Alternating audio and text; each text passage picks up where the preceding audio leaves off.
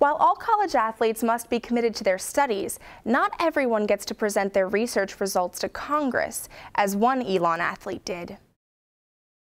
Your research and your accuracy, precision, everything's kind of professionalism is all on the line. A 10% acceptance rate. These were the odds facing Drew Gardner, a senior midfielder for Elon's men's soccer team.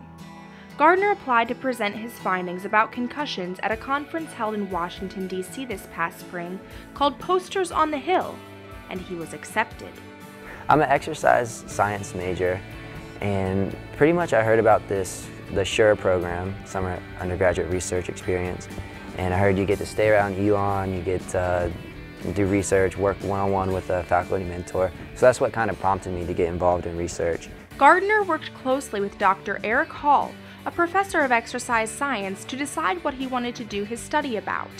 The official title is The Influence of Concussion on Cognitive Function in Student Athletes. And pretty much what that means is we're looking at how the brain functions after a concussion. I figured it was a great topic for him because him being a student athlete, he could relate to that. And also after talking with him, he told me he had a couple concussions, and he was really curious as far as what that impact might be for him and for others who are in sports. The goal of Posters on the Hill was for the students to invite their local congressman to observe the research. Gardner contacted Richard Burr and Howard Coble. And unfortunately, they were all busy, but they sent representatives, so we had some faculty in there, and it was very cool to be able to talk to them and see kind of how politics influences research. For his study, Gardner focused on concussions in football, men's soccer, and women's soccer players because those are the sports where concussions are most prevalent. Dr. Hall helped to obtain the statistics needed.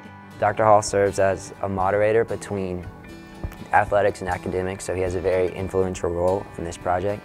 And he talked to the physician, he talked to the athletic training staff, kind of got everyone on the same page. And from there, it fell on my shoulders, and then a guy who's joined me, Mark Sunman, and we've taken on the responsibility of getting the student athletes in. So obviously it works well. I'm on the soccer team. I can just go up to my buddies and say, can you come into my study? And we go from there. Stay with them, stay with them. We have some preliminary results, and they're suggesting that there are some verbal memories in some cases, and then also some visual memory issues. But Gardner says that those results will not affect the way that he attacks the ball. When you're in the game, you're kind of focused and you're intense, and it's kind of one thing on your mind, and it's to win the ball or to go into the tackle and not really think about anything else. So I try to put everything else behind and out of my mind. Gardner also presented his findings to the meeting of the American College of Sports Medicine in Denver after being accepted to the very competitive conference. He has big plans for his future in the field of medicine. Planning to apply for medical schools, not this term, but the next term. And I can continue my research.